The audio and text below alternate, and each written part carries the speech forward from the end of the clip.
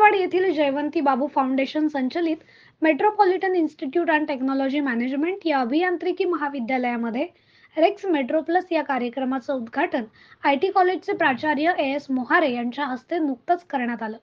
या कार्यक्रमामध्ये सिंधुदुर्ग जिल्ह्यातील विद्यार्थ्यांनी 25हून अधिक प्रात्यक्षिकं, उपकरणं आणि प्रकल्प यादीचं सादरीकरण केलं।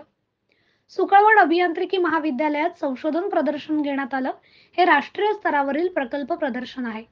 मेट्रो प्लस अंतर्गत विद्यार्थी संघटनांच्या माध्यमातून विविध तांत्रिक आणि अतांत्रिक स्पर्धांचं आयोजन केलं जातं। श्री AS मोहारे यांच्या हस्ते या कार्यक्रमाचं उद्घाटन झालं। यावेळी डिग्री कॉलेजचे प्राचार्य डॉक्टर SV ढणाल, डिप्लोमा प्राचार्य विशाल कुशे, उपप्राचार्य सौ पूनम कदम, कार्यक्रम संयोजक प्राध्यापक काजल सुतार उपस्थित होते।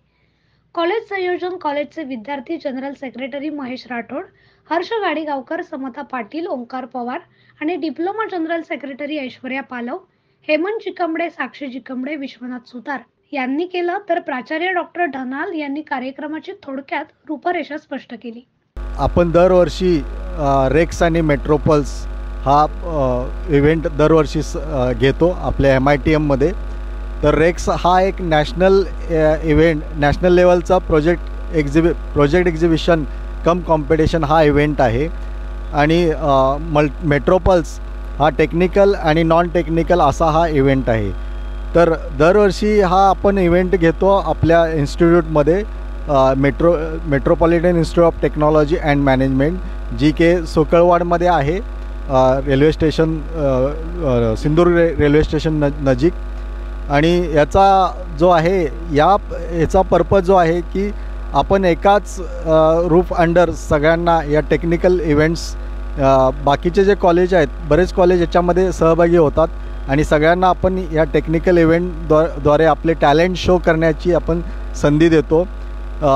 आणि याच्यामध्ये बरेच प्राइजेससुद्धा आम्ही हे कॉलेजतर्फे देतो। आणि आमच्या या टेक्निकल इव्हेंट्स आणि नॉन टेक्निकल इव्हेंट्समध्ये महाराष्ट्रातून आणि गोव्यातून बरेच पार्टिसिपंट्स येतात। यावर्षी या एकाच छताखाली आम्ही हा इव्हेंट्स साजरा करतो आहे आणि त्याच्यासाठी जवळजवळ आमच्याकडे 600 ते 700 पार्टिसिपंट्स कलेक्ट झालेले आहेत किंवा आलेले आहेत। 600 ते 700 पार्टिसिपंट्सनी भाग घेतलेला आहे। या प्रात्यक्षिकांमध्ये डिप्लोमा विभागातून शासकीय तंत्रनिकेतन मालवण यांच्या 2 संघांना प्रथम क्रमांकाची पारितोषिकं विभागून देण्यात आली। त्यांनी ड्रोन वापरून दोष शोधणं आणि लाकूड कोरीव CNC मशीन ही प्रतिकृती बनवून आणली होती। त्यांनी आपल्या प्रकल्पाबाबत माहिती दिली आहे। आमचा प्रोजेक्ट आहे वूड कार्विंग CNC मशीन। ही इंडस्ट्रियल CNC मशीन आहे, same as it is he आम्ही बनवलेली ॲक्च्युअल CNC मशीन।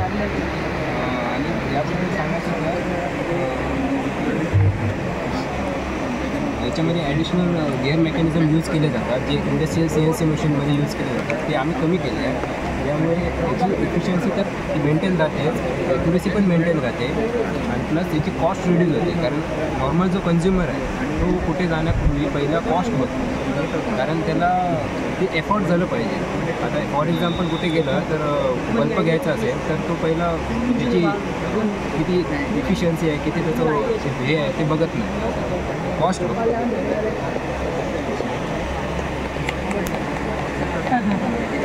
जी आमचे हे आमचे डिझाईन्स आहेत जे आम्ही आमच्या CNC मशीनवरती बनवलेले आहेत आणि हा एक त्याचा वर्किंग व्हिडिओ।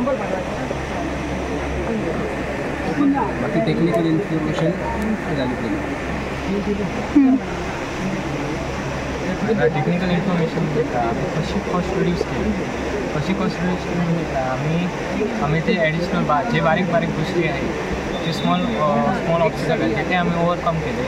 जशी आम्ही सर्व्हिस कशी देऊ शकतो किंवा कस्टमरसाठी आम्ही बेस्ट क्वालिटी कशी देऊ शकतो। किंवा आता समजा आपण उदाहरण घेतो इंडियन, म्हणजे जे आता एक्झिस्टिंग मार्केटमध्ये जे CNC आहे ते आता 9 लाखला सुरू होतात। चायनीज जर घ्यायला गेलं तर 4.5 लाखला चालू होतं। तीच आम्ही जी CNC मॅन्युफॅक्चरिंग केली ती 2 लाखपर्यंत केलेली आहे। जर आम्ही जर आता सेल करायला गेलो तर 3.5 लाखला आहे।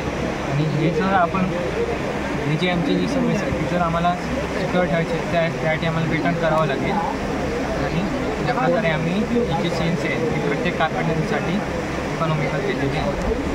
तर यशवंतराव भोसले IT कॉलेज सावंतवाडी यांनी द्वितीय क्रमांक मिळवला. त्यांनी स्मार्ट क्लासरूम ही प्रतिकृती बनवली होती. तर डिग्री विभागातून MITM इंजिनिअरिंग कॉलेज ओरोसच्या विद्यार्थ्यांनी पारंपरिक कॉन्सर्ट ही प्रतिकृती बनवली होती. या प्रतिकृतीला प्रथम क्रमांक मिळाला. Metropolitan Institute of Technology and Management, we present engineered cementitious composite, also known as flexible concrete.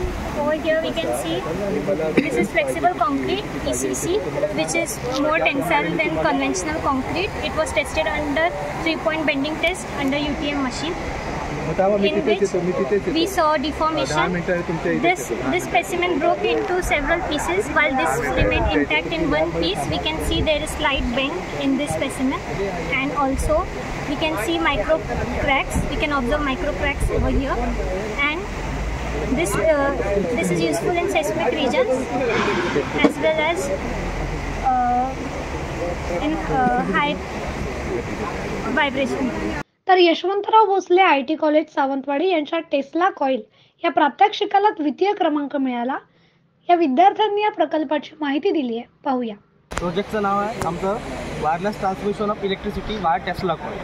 He concept आम्ही निकोला टेस्लाची घेतलेली आहे, सॉरी त्यांची आयडिया घेतलेली आहे आणि ही कन्सेप्ट मांडलेली आहे. टेस्ला कॉईल म्हणजे काय, एक इलेक्ट्रिकल ट्रान्सफॉर्मर आहे, तो हाय आणि लो व्होल्टेज प्रोड्यूस करतो. ती आम्ही कन्सेप्ट इकडे मांडलेली आहे. तर हा PVC पाईप आहे, त्याच्या भोवती आम्ही कॉईल कॉपर वायर जोडलेली आहे.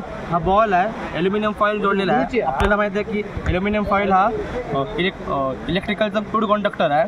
मग हा 2NN ट्रान्झिस्टर आहे, हा स्विच आहे, ही LED आहे आणि ही 9 वोल्टची बॅटरी आहे. 9 वोल्टची बॅटरी इलेक्ट्रिकली सप्लाय करतो. मग ती जी इलेक्ट्रिकली ट्रान्समिट होते ना, जी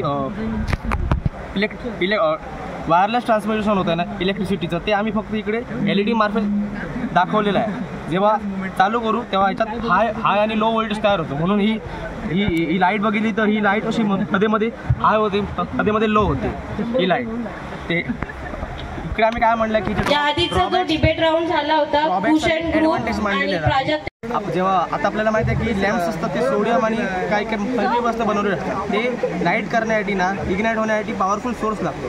तर टेस्ला कॉईल हा सोर्स आहे, तो म्हणजे पॉवरफुल एक इलेक्ट्रिसिटी हाय व्होल्टेज हे करतो, प्रोड्यूस करतो. मग तो व्होल्टेज तयार झाला की ते इग्नाइट प्रॉपरली होते. म्हणजे ड्रॉबॅक्स पण हे पण आहेत की ते ॲक्च्युली रेज आहेत, इलेक्ट्रिसिटीचे रेज आहेत ना टेस्ला कॉईलचे, ते हाय व्होल्टेज प्रोड्यूस होतात. तर त्याचे जे रेज आहेत ते ह्युमनला हार्मफुल असतात, एकदम हझार्डियस असतात. आणि त्याचबरोबर ह्याची कॉस्टिंग पण भरपूर एक महाग असते, म्हणजे एक्सपेन्सिव्ह असते भरपूर.